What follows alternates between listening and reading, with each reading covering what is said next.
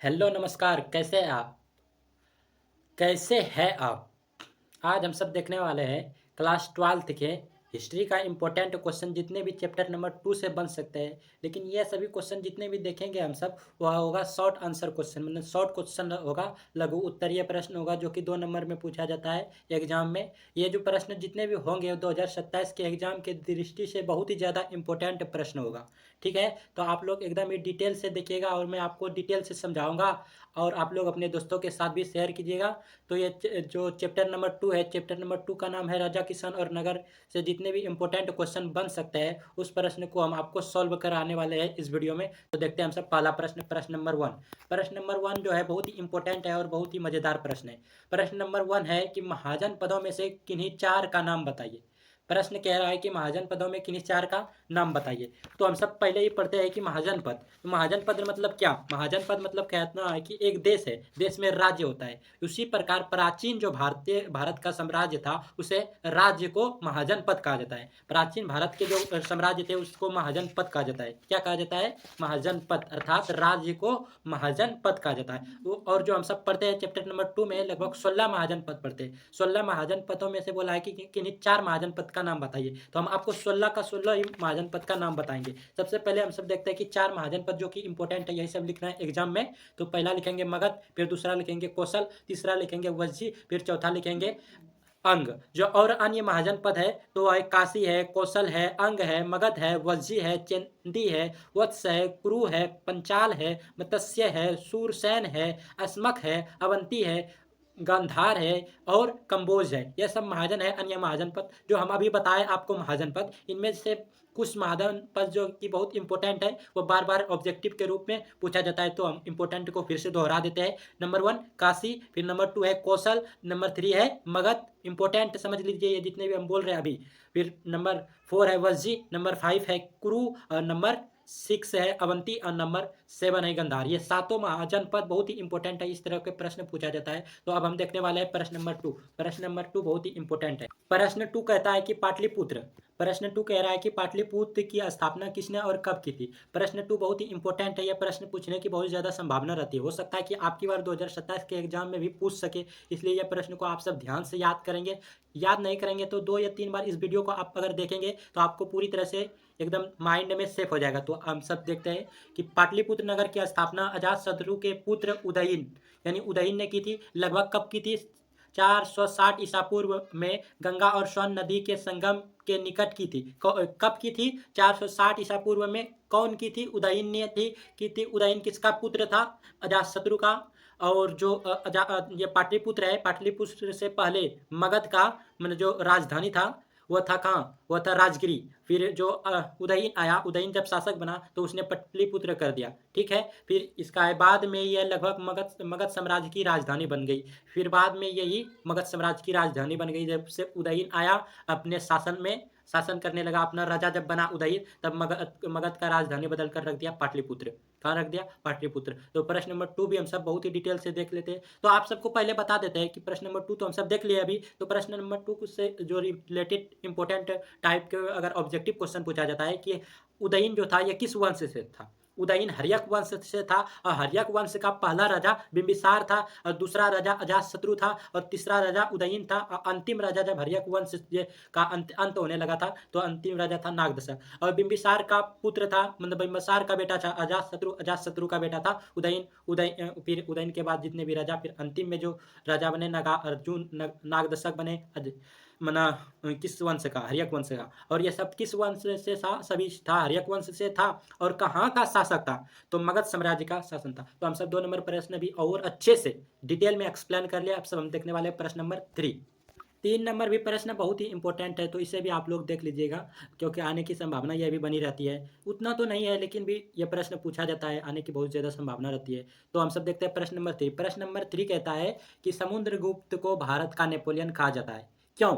इतिहासकार समुद्रगुप्त की तुलना नेपोलियन से क्यों करते हैं? कारण बताइए। मतलब समुद्रगुप्त को भारत का नेपोलियन कहा जाता है। नेपोलियन कहाँ का था? नेपोलियन यूरोप का था, लेकिन उसके मतलब उससे संबंधित उसका तुलना किया जाता है, समुद्रगुप्त का जो तुलना किया जाता है भारत के नेपोलियन का, वही बताना है क्यों।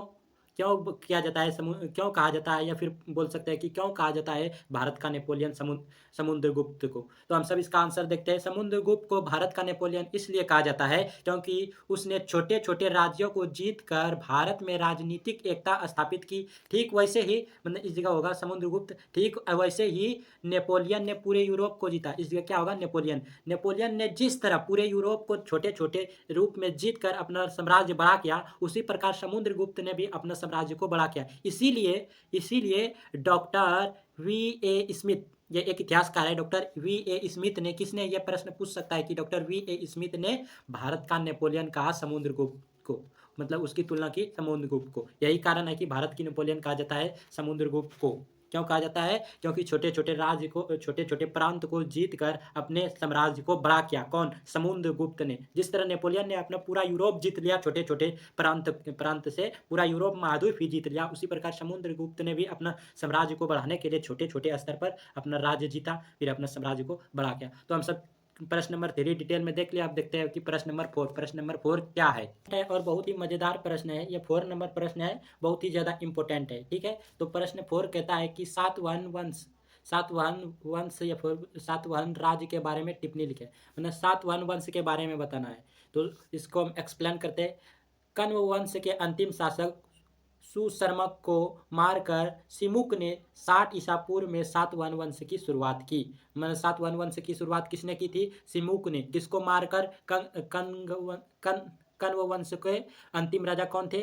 सुशर्मा को मारकर सिमुक ने 60 ईसा पूर्व के बाद सातवाहन वंश की शुरुआत की। सातवाहनों ने गोदावरी कृष्णा नदी के बीच स्थित क्षेत्र को जीता। मतलब सातवाहन जो वंश था उसके राजा ने गोदावरी और कृष्णा नदी के क्षेत्र में जितने भी मतलब जमीन थे, एक तरह से स्थान बोलते हैं, उसे जीता और अपने शासक में मिलाया, अपने साम्राज्य में मिलाया। जो अभी के वर्तमान में आंध्र प्रदेश कहा जाता है, मतलब वहाँ के क्षेत्र को, इसे आर्द्र सातवाहन भी कहा जाता है। इसी प्रदेश को उस समय, मतलब प्राचीन के समय, आर्द्र सातवाहन भी कहा जाता था। ऐसा लगता है कि इसके समय मता का विशेष महत्व था, क्योंकि सभी शासकों के नाम के आगे मता का नाम मिलता था। मतलब सातवाहन वंश के जितने भी मतलब राजा थे, उसके आगे या फिर पीछे उससे रिलेटेड मतलब माता का नाम जुड़ा होता था। इसलिए बोला जाता है कि सातवाहन वंशों के बारे में, मतलब माताओं का बहुत ज़्यादा विशेष ध्यान रखा जाता था और बहुत ज़्यादा महत्व दिया जाता था। तो हम सब सातवाहन के बारे वंश में, जो सातवाहन वंश थे उससे पहले कौन सा वंश था? शुंग वंश था। सातवाहन वंश के पहले कौन सा वंश था? शुंग वंश।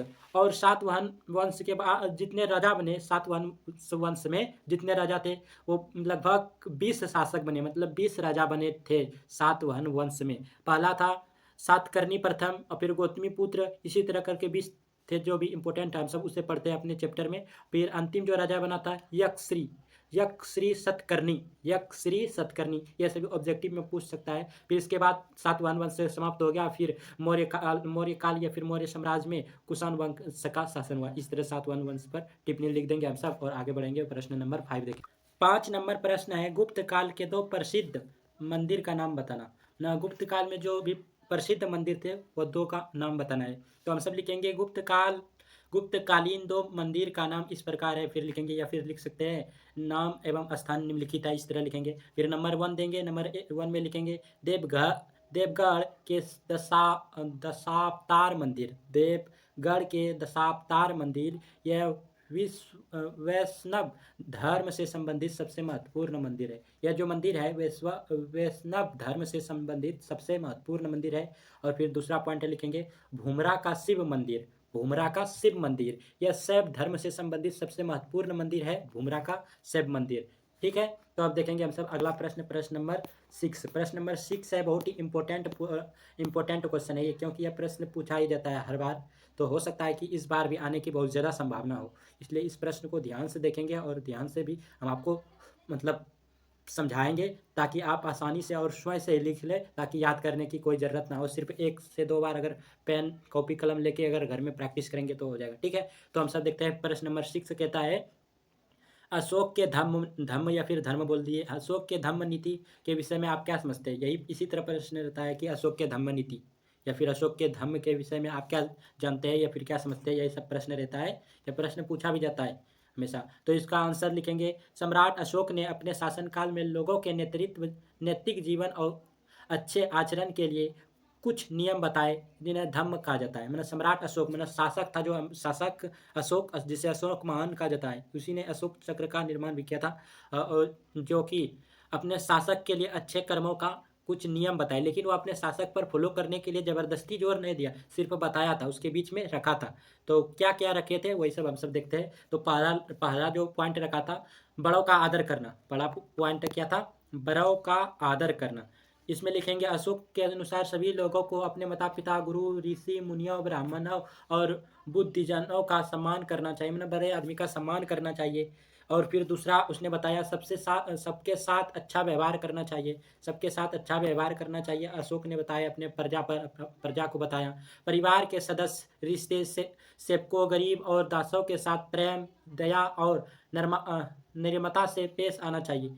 नरम भाव से पेश आना चाहिए और सही से जीवन जीना चाहिए। और फिर अगला जो नियम बताया था अच्छे कर्मों का, अच्छे कर्मों पर जोर दिया, न अच्छे कर्म करना चाहिए। अशोक मानते थे कि बुरे कर्मों का फल अगले जन्म में भुगतना पड़ता था। सोचिए, राजा होते थे और वह मानता था कि अगर कोई गलत काम करता है तो उसका अगले जन्म में वो गलत ही उसके साथ होगा। इसलिए हमेशा अच्छे काम करते थे। कौन? अशोक ने।